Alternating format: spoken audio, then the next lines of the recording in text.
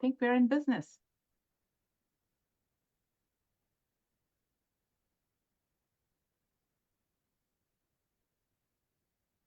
Right. Perfect. So we are now streaming live on Facebook. So welcome, everybody. Thank you so much for joining us this evening. My name is Anjali Zutshi. This is not the familiar face that you all, those of you that are repeat attendees of our virtual events, you see Christy usually. We're giving Christy the evening off. So Danielle and I, my colleague Danielle, who's right here with us, and I are taking over for this evening, and happy to host you for this event. So again, thank you for joining. We are so glad that you're here, and we encourage you all to get to know more about us as as the nonprofit preservation organization. We are the nonprofit partner to the Texas Historical Commission, the state agency, and our partnership basically is focused on providing THC with funding resources that they may not have available for projects and programs that the THC runs and provides. So we are able to step in and raise money to cover the gap between state funds and the actual amount of money needed to run some of these historic sites or projects and programs. I'm really thankful to all of you that have chosen to support us with donations. I think Danielle was telling me we just received a donation, like literally a minute ago, from one of you. So thank you so much for supporting us. We offer these programs free, and we really truly appreciate any help that you can provide us. It gives us that one additional sort of push and help in getting the work done that we need to be getting done. And so thank you for that. I wanted to acknowledge our THC commissioners, our friends, board members who are on here. I believe we have one, maybe more elected representatives here as well. So thank you all for taking time to be with us. And of course, our colleagues at the Texas Historical Commission, those of you that sign up and join these events every time. Thank you for taking time from your evening to do that. And if you haven't joined us on or followed us on social media, please do so. We'd love to connect with you on Facebook, Instagram, LinkedIn, on X as well. We are on the platform. This is one great way that you can find out more about our programs and upcoming events as well, and future programming. And speaking of future programming, we have our next event coming up on April 18th. It's called Trained in Texas, the Inspiring Stories of Women Air Force Service Pilots of World War II. And this event is going to be presented by Dr. Catherine Landeck, who is a professor at the Austin Women's University in Dallas, or the Austin University in Dallas. We hope you'll be able to join us. I know several of you have already registered for that event as well, so thank you. Just a few housekeeping items before I introduce our presenter for today. We would really appreciate it if you could keep your microphones on mute. Keep your cameras on if you'd like. If you'd like to go off camera, please feel free. Tomorrow morning, everyone that has registered for this event, for tonight's event, will receive an email with a link to the Facebook Live recording. Feel free to share it or view it again. The email will also have a list of resources based on what our presenter will share with us today. We'll be able to provide those resources to you as well. We will have a Q&A at the end of this presentation. So if you have questions, please drop them in the chat box. Danielle and I will be monitoring that. Danielle will also be monitoring our Facebook Live for comments, questions, anything that comes through that way. And we will be able to pass it along to Sehila and have her provide her feedback. So with that, it is now my privilege and pleasure to introduce our presenter for tonight. Sehila Mota Casper is the inaugural Executive Director for Latinos in Heritage Conservation, where she works to ensure that the preservation field is inclusive, equitable, and rooted in community. She has previously worked as a senior field officer for the National Trust for Historic Preservation, and for the city of Austin, where she championed a just preservation movement. Over the past decade, Sehila has organized national Latinx preservation conferences. She has led campaigns to save national treasures, such as the LULAC Council 60 Clubhouse and the Rio Vista Farm, the first U.S. bracero reception and processing center. In fact, that's where Sehila is right now in El Paso at Rio Vista. Sehila was a 2013 Texas Historical Commission Preservation Scholar, and she was also the recipient of the 2014 National Trust for Historic Preservation Mildred Colony Diversity Scholarship. She also serves as a member of the Board of Trustees of the Friends of the Texas Historical Commission, which we are absolutely thrilled about. Sehila is a graduate of the Texas Women's University Department of Visual Arts and holds a Master's of Fine Arts in Historic Preservation from the Savannah College of Art and Design. So with that, I'm going to hand off to Sehila. Please take it over. And thank you, Sehila, so much for taking time out to share some of your research, your programs, just information that you have with all of us. Great, my pleasure. Good evening, everyone. As Anjali said, I am calling in from El Paso. Typically, I would be in Austin, but the weather here is fantastic and great, and just a really wonderful day to share the space with you and share some of the work that Latinos and Heritage Conservation is doing. With that, let me go ahead and do a share screen here.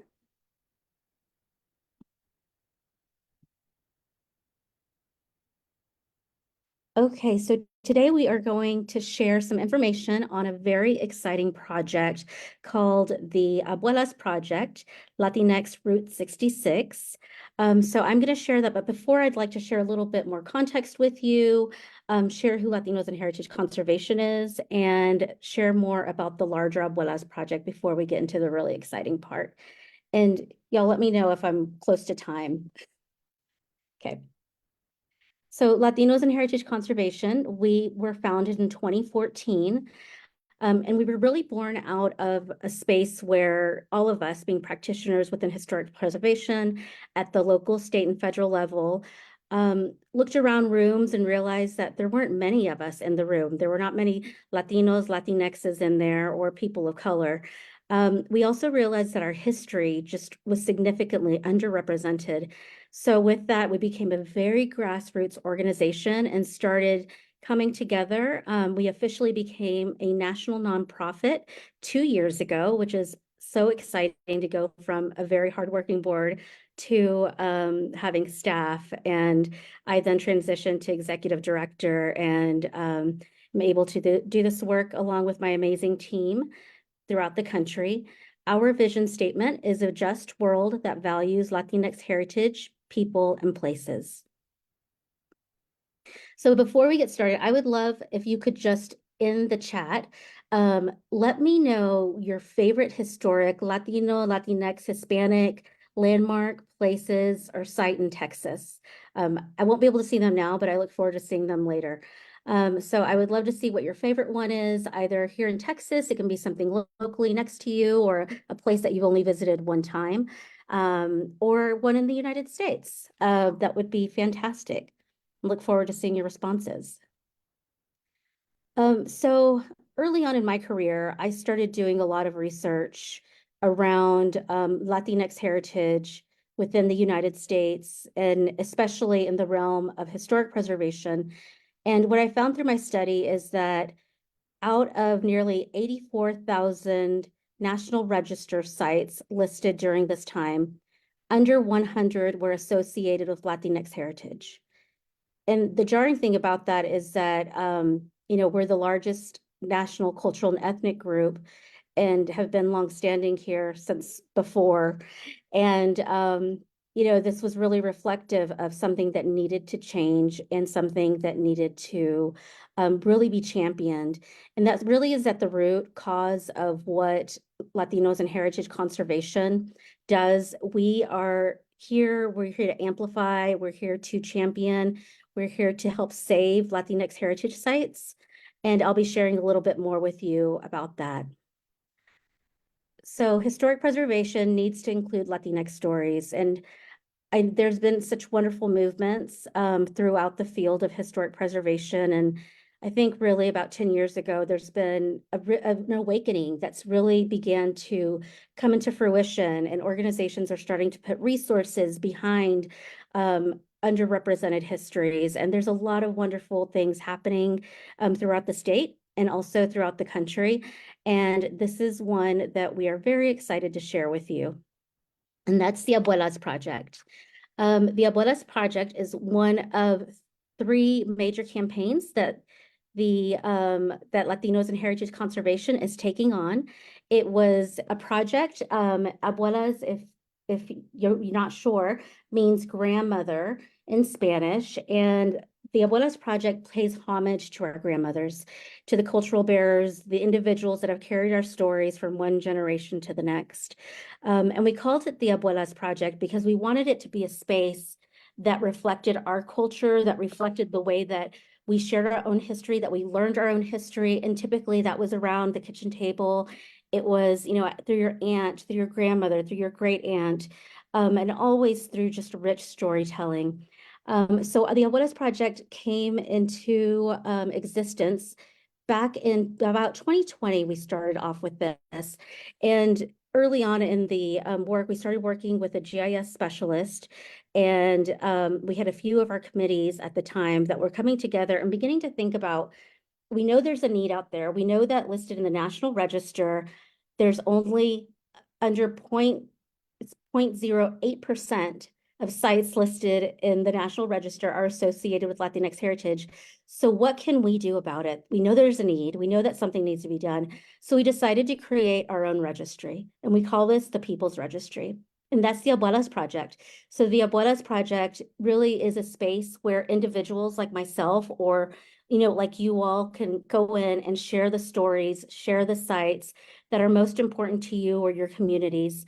It's a very rich product, and it is GIS based, which I'll share a little bit more with you.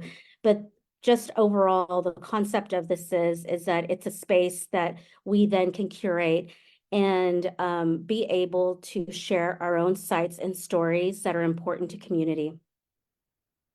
And not only that, it really is a twofold thing in that, one, we will be able to recognize the history, have a place to validate our history, to share our history, to celebrate it.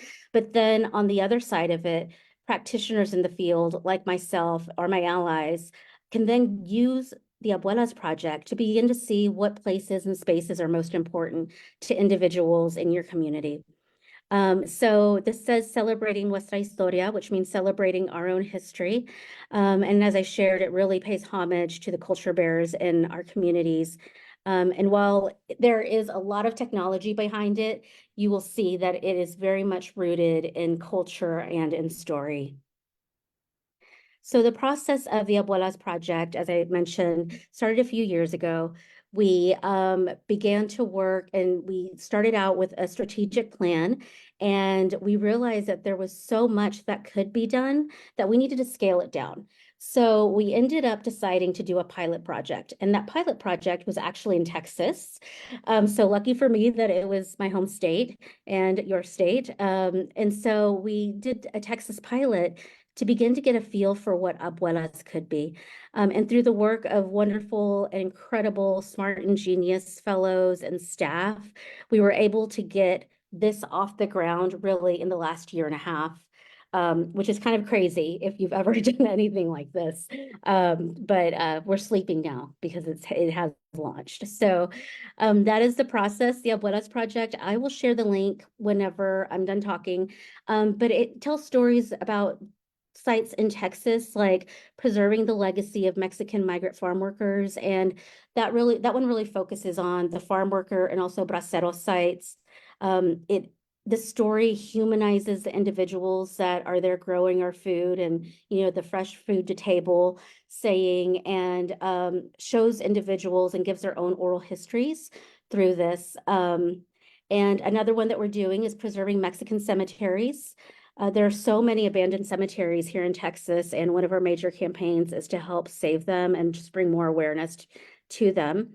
And then conjunto music from the Valley and showcasing just a lot of regional, wonderful, beautiful, and rich music and how that's infused within culture and spaces. So these are just a few thematic sites that we did for the pilot.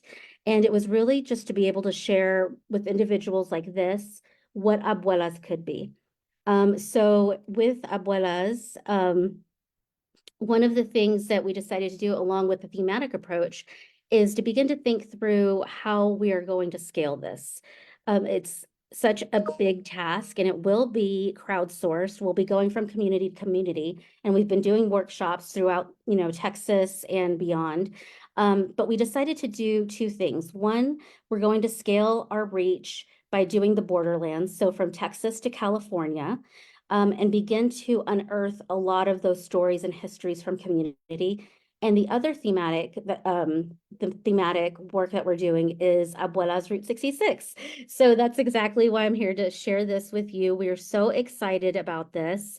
This was really born out of the idea that, we know what the Americana white experience was on Route 66. There was like the novelty, the motels, the transportation, all of the iconic buildings that we know and love.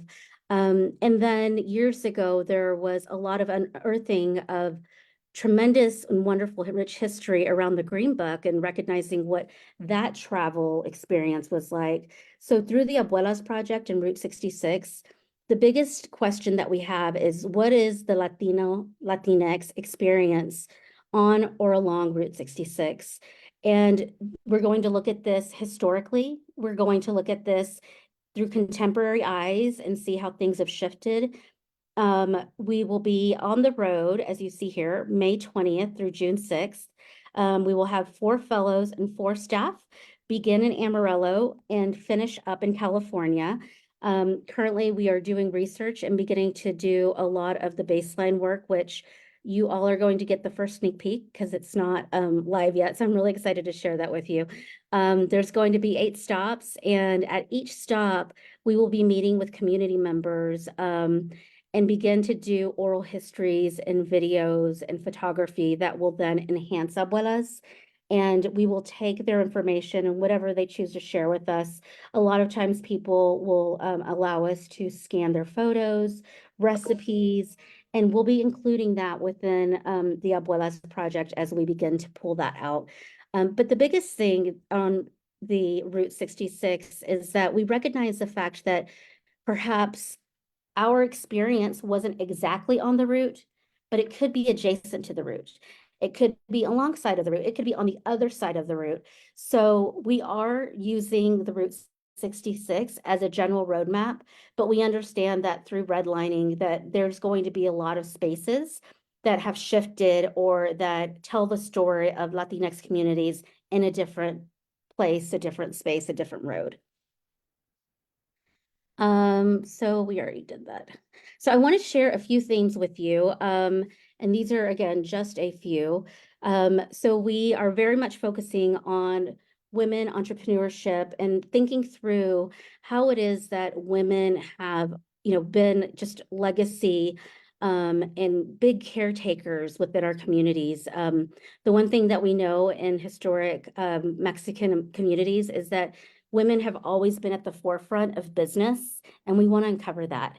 And that can be anything through restaurants, it can be through salons, it can be through, business owning. We're also going to research civil rights.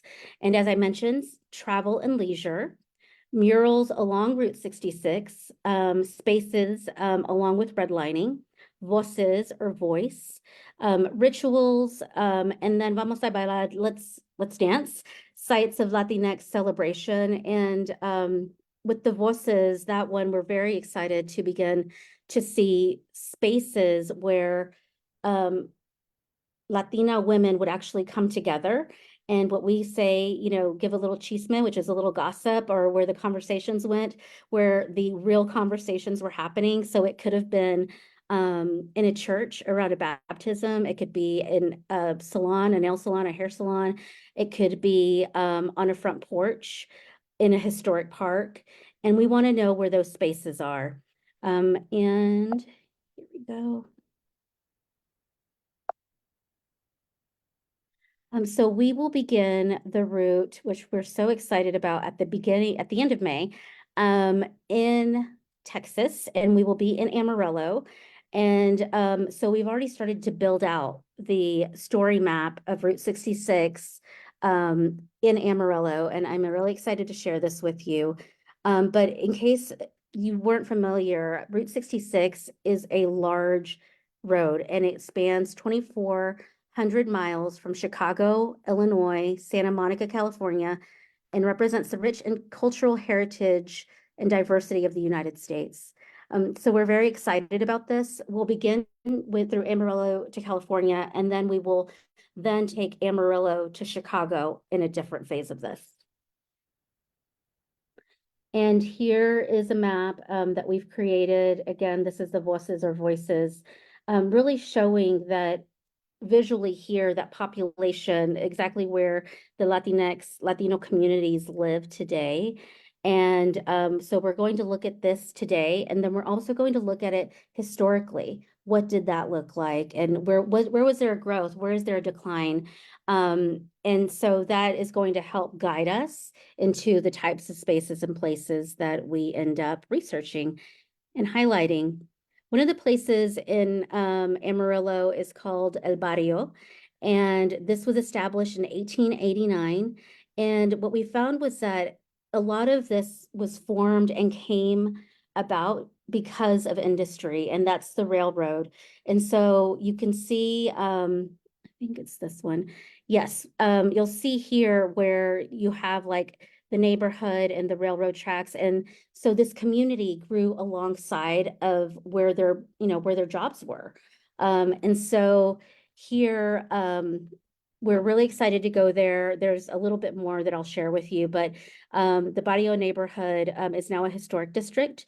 So through the lens, not only through the lens of what I would say community preservation is, but may not be nationally designated, locally designated, state designated, but these are places that are designated or should be designated individually. So we'll also be collecting a lot of those formal processes along with things like the National Register nominations, if it is like a designated district. And this is a pullout, a screenshot that I did from Amarillo. And there's a quote that says, all Mexicanos lived in the barrio. So this was the only area where our community lived. And with this, there's a lot of audio. We have video that's on here. We are going to be documenting art and murals, again, as a cultural expression of our community and of our history. And these will be artwork, both historic and contemporary. And here you can also see that we are going to look at ghost towns along Route 66. And the reason why we're so interested in ghost towns is that we know that so many of our community members came here, were already here or came here through different, like when the railroad was expanding or through the Bracero program. In mining communities, there's a lot of abandoned mining communities. So we will be documenting these sites. So that way these sites are identified for future researchers, future practitioners to be able to then be able to do bigger research and dig deeper into these types of places. And one of these had a video and it didn't show up. Okay, so I am going to, so those are the screen shares. I'm going to do a stop share here and just pull up our website super quick. And you can see how this functions. So the site is GIS based, and it is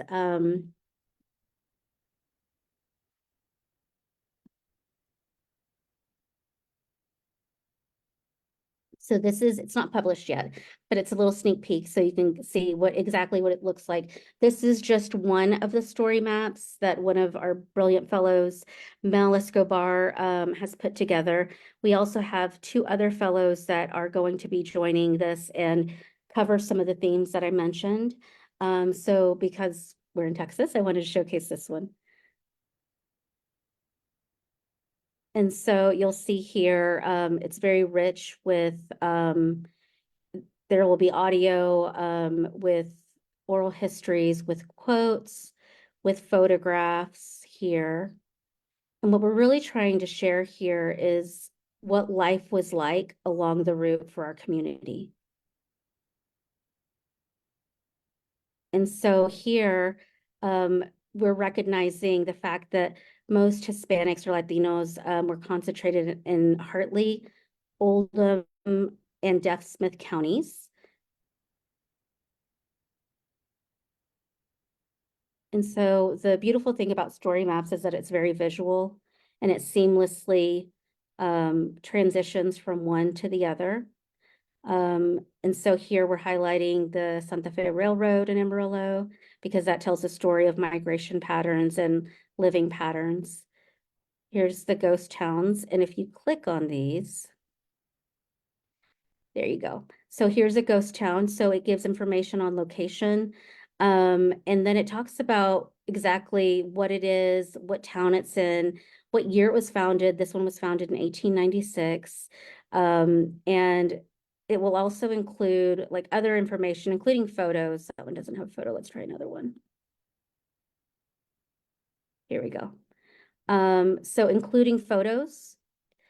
So it's very visual in that you can click on each significant of these. And so these will be online, and then we'll ask community members to begin then to expand upon some of these themes as we're going throughout the country, or also just share their own work. And there's one thing, we talk about the history of Route 66 and how it came about. I learned something, I did not know this, that Route 66 was named after Will Rogers. That was really exciting news. And so we'll be featuring people along the route that were significant to a lot of the entertainment, the spaces, the preservation efforts, and what's happening along the Route 66. Because while it is story-based, we also want to share some of the work that's being done with traditional historic preservation as well. So let's see here. And that here you can see in 1999, Congress passed the Route 66 Corridor Preservation Act to preserve the cultural resources of the corridor and to authorize the Secretary of the Interior to provide assistance. And today there's a big association and also the National Trust that are actually working to continue that work along with the National Park Service in partnership. Okay, so I am going to stop there and in there, but the one thing that I did want to share is if you all know of any sites along the route that you think that we should stop at, I would love to see them in the chat. Please drop them in the chat. The biggest thing that we are most excited about through the Abuelas Project, Route 66, is the fact that we will be unearthing new stories. And maybe they're not new to the communities that they live in, but they will be new to and add to the richness of the stories of Route 66.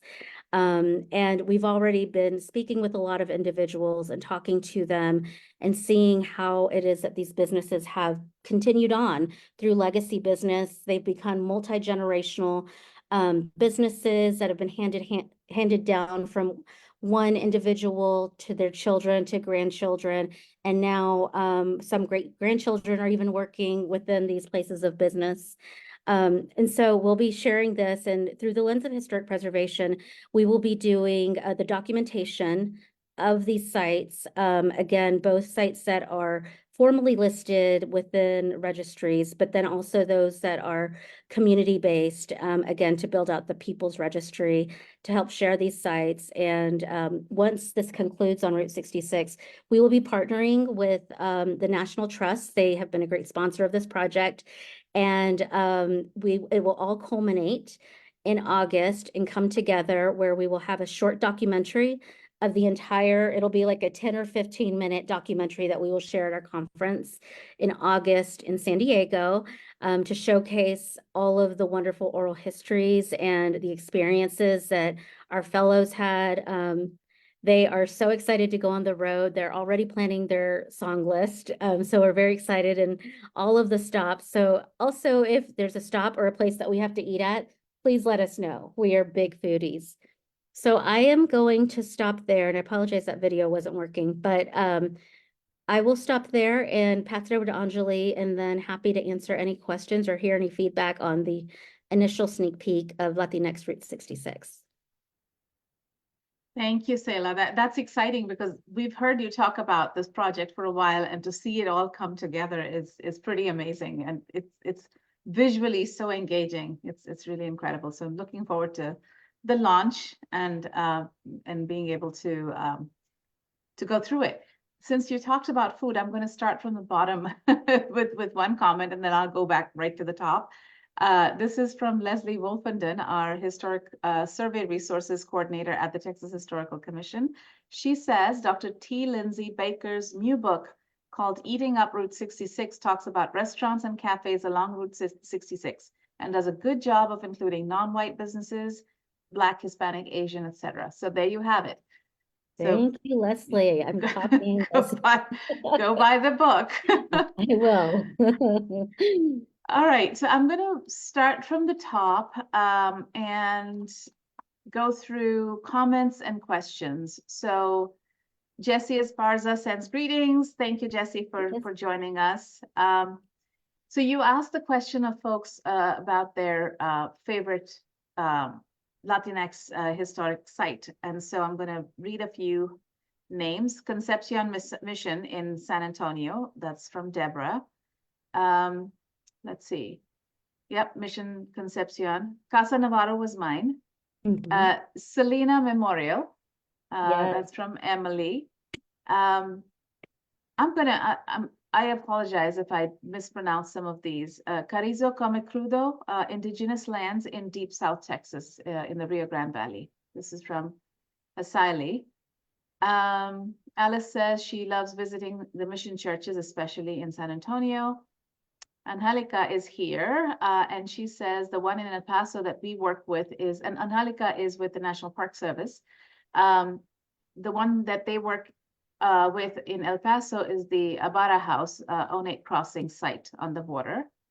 Alice says a place she loves visiting is the Basilica in San Juan, Texas. And her family makes a pilgrimage to this place every year. They stayed at the Pilgrim Hotel on the grounds where the church was located. So,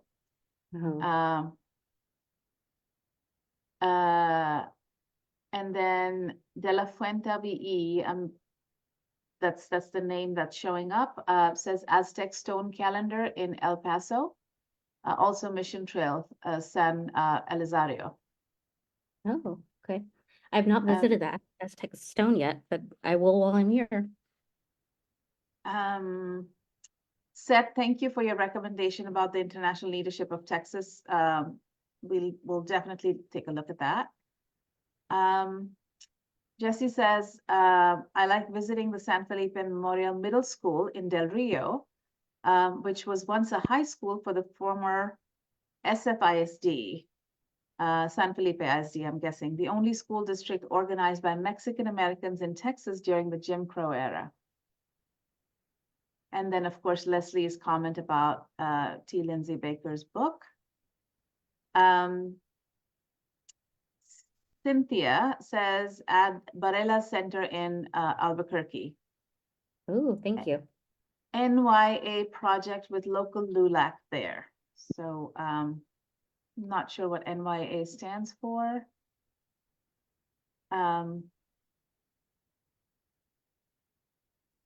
Alan says, look forward to learning more about the Abuelas as the Abuelas project proceeds. Oh,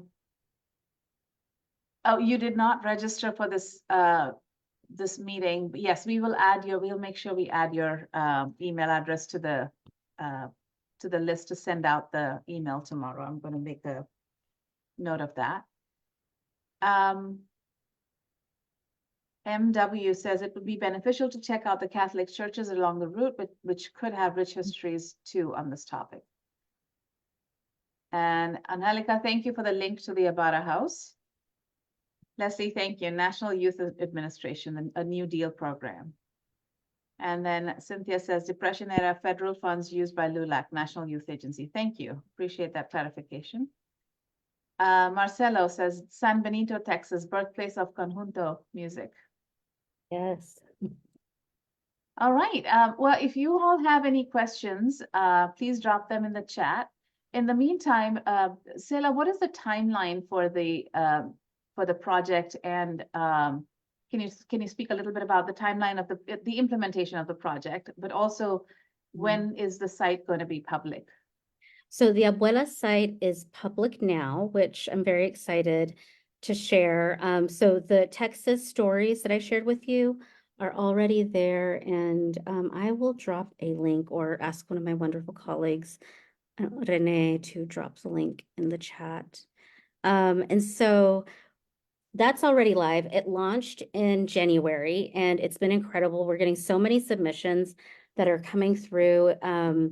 Places, a lot of stories, and then also just, people saying, will you come to my town? Can you come? So Abuelas, I'm going to drop it in the link. And then Route 66 actually begins to evolve. Online will evolve early this summer. And it will also have, as I mentioned, a lot of oral histories, traditions. So there's going to be multi-parts to it. So the early, just story maps will come out first. And then once we get some of the rich media added to it, that will be a little bit later. And then it will be finalized by August. So it's a pretty fast project. And it's thank you to the wonderful, wonderful fellows that we have that are contributing their talents to this. So I invite you to check out Abuelas. I put the link in the chat. And then also, check us out on social media, join our newsletter. If you're interested in this type of work, we also have our national conference called Congreso. It's going to be in San Diego, August 8th through 10th. And it's just a lot of individuals that love, Latinx culture, history, and then also a lot of practitioners that want to learn more. So we invite you all to come and join us. But yeah, is there Jesse's asking if the oral histories will be made available to researchers and students. Yes, that's right. Yep. Hey, and hi, Jesse. So it will be. Everything's going to be open accessed, and you'll have access to it. And we'll also have links because the story map gets, if y'all are familiar, it'll get bogged down if it has too much data on it. So we will have links that'll say to hear the full oral history, please click here, and then it'll take you somewhere else. So yeah, and that's the hope, is that we will begin to document these, and in a formal way, then historians, practitioners, preservationists can then take this and use it as a resource. So that way we can, do our work, do richer work, and enhance the stories of the United States. Cynthia says, might be some cuarto centenario for Coronado in 1940s sites, celebrating the explorer from 1540 in New Mexico. Great, thank you. And I just wanted to jump in and say, I always start that grounding exercise. And this is the first time that I've received more than 3 answers. So you all, just thank you for being history lovers, preservation site lovers, and it really showed. Seth, you're asking where we are streaming from. We are actually, the Friends of the THC are housed in a historic church in downtown Austin, just north of the Capitol. It's part of the Capitol complex. It's a church built in the 1850s, I think. We're fortunate to be in this beautiful, beautiful space. I'm guessing you're seeing the stained glass window behind Danielle. So we're in the mezzanine of the church. So we get the top of the window. Um, so Sehila, another question, just in terms of the process, because I mean, it's such a vast expanse, like you said. It's Route 66 goes from Chicago all the way to California. There's so much history there. What is your process for gathering information that you get from people? Like you said, you're getting, information about sites and towns and, ghost towns and all of that. What is your process for gathering all that information? How are you kind of keeping it all manageable and then sort of making sense of it to create these story maps? Can you talk a little bit about that process? I can. So we worked with Raina Chano Murray, who is such a talented GIS specialist and works in the field of historic preservation as well. And we were thinking through this, and we wanted to make it people friendly. I always do the lens of something that my mom could fill out, online. And so knowing that GIS can be cumbersome, we created a form, and it's 123 survey, if you're curious, a part of the ESRI collection. And it's very simple. It says, is this, is this a site, a historic site? Is this a story? Is this a historic document? And so they'll click on that. And then you can share a little bit more. You can upload documents. And those then will come into us. And so they're coming into us. And we also ask you to leave your email in case we, need extra information. So that is one way that it'll be crowdsourced. And then the other way is, like right now, like I said, I'm in El Paso and we're going to be doing a live event. So we're doing a Cesar Chavez event at Rio Vista Farm, a new National Historic Landmark, super excited. And we'll be at a community event and have a booth open where we're going to be doing live collections and sitting down with individuals and showing them the Abuelas Project right there and inviting them to continue to work, share it with their family, and help share, the sites and stories that are most important to them. So that's another thing. We do events, and then we also are doing workshops, educational workshops around the Abuelas Project throughout Texas. We're going to do one in Dallas and one in San Antonio. And we'll be targeting, we're aligning it with another product that we have, but it'll be focused around educators and then also community members. So through the educators and the community members during those events as well, we will crowdsource. And it'll be the same as we go throughout the Southwest, just really trying to introduce the community to it and trying to share that this is a way that we can document our own history. Perfect. I think Jesse's asking if you're going to do a workshop in Houston. We need to talk, Jesse. Yeah. So I'm really excited. And then we also have so many other themes that I didn't touch on, but if there are themes, we're also thinking about, we will be doing something around decolonizing Latinidad, Indigenous stories, Caribbean stories. So if you have any ideas, topics about themes that you think would be interesting to explore, I invite you to share it with me. I'm going to put our general email in here. And would love to hear that, or something that's happening in your own community, a celebration, a type of festival, a cultural practice. We would love to hear it. And again, these are going to be, this is going to be built from individuals like you all and individuals in your community. So we invite you to poke around and submit. And then Hasayali is asking if you're going to have a workshop in Brownsville, Texas. We have a grant application right now to do some in the Valley. And so the hope is that we will be doing them all along like the southern parts of the borderlands. We really want to capture a lot of threatened and endangered resources that are on the board along the border wall, as we all know.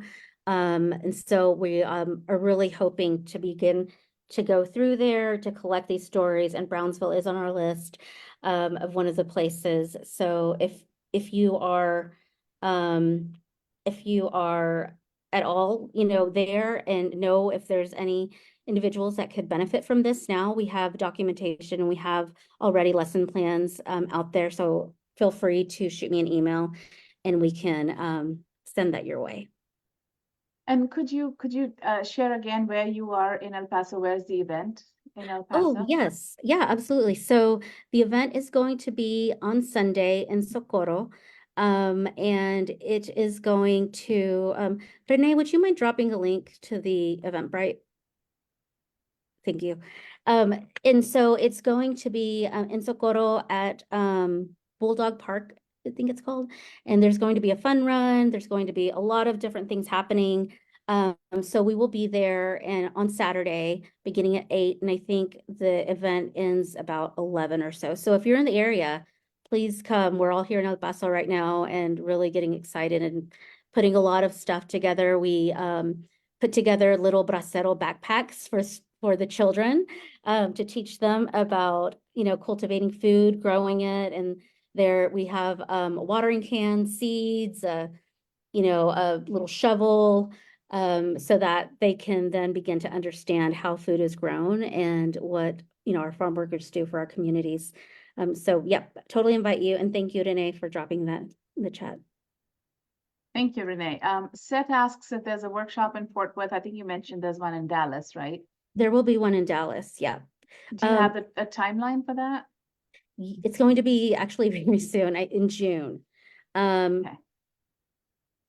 April, May, and June, we're going to be doing these workshops.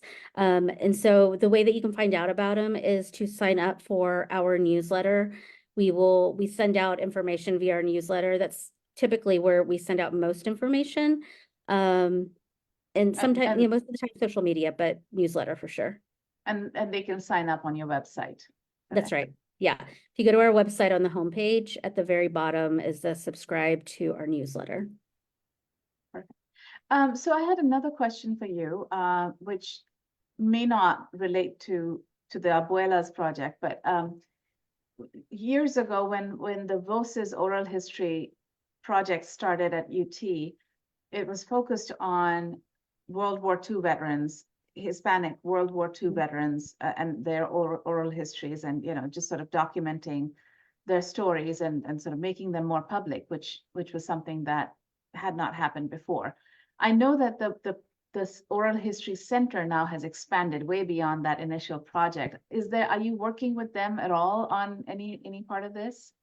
Not yet.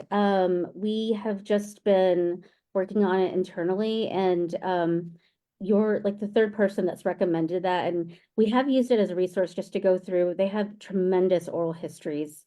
So very impressive, but we definitely need to connect with them.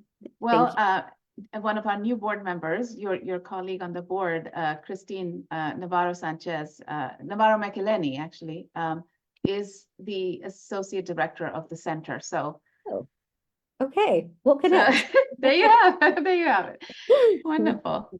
Are there any other questions from the audience? So I want to make one more plug because I know that there's some students here. For our conference, we will have scholarships. I'm not sure how many we'll have this year, but typically scholarships will go to students that are currently registered, undergrad, grad, PhD programs, and we give you a stipend to help cover airfare, hotel, and attendance. It's a great networking event, a great, history and culture event. So if you're interested in it, sign up for our newsletters, because once those applications go live, you will hear about it. Awesome. And Rosemary, yes, Dr. Maggie Rivas Rodriguez is the director of the VOCES Oral History Center. So yeah, she's the one who started that initial project. It was sort of literally her baby, and it's grown into an actual full-fledged center at the university, which is pretty amazing. Jesse, you can sign up for the newsletter at Latinos. Tell me again the actual website. We'll put it in the LatinoHeritage.us is Yeah. the website, and you can sign up for the newsletters at the website, on the website. Yeah, and just at the bottom of the page, if you scroll all the way down. Oh, thank you, Renee. Perfect. If you scroll all the way down, that's right. Awesome, thank you. Any final questions before we let Sehila go? Well, thank you so much, Sehila, for sharing your time with us and sharing this incredible project with us. I've popped all the pages up on my screen, so I'm gonna browse a little bit after this. And we will be sending an email out tomorrow. We will put all of these links on the email, and look forward to having you join us for future events as well. Please do reach out to Sehila if you have any feedback, questions, ideas. I know they would love to hear from you. So with that, thank you. Thank you, Sehila, and thank you all, and good night. Yeah, thanks everyone. I appreciate it. Have a great evening. Thank you. Take care.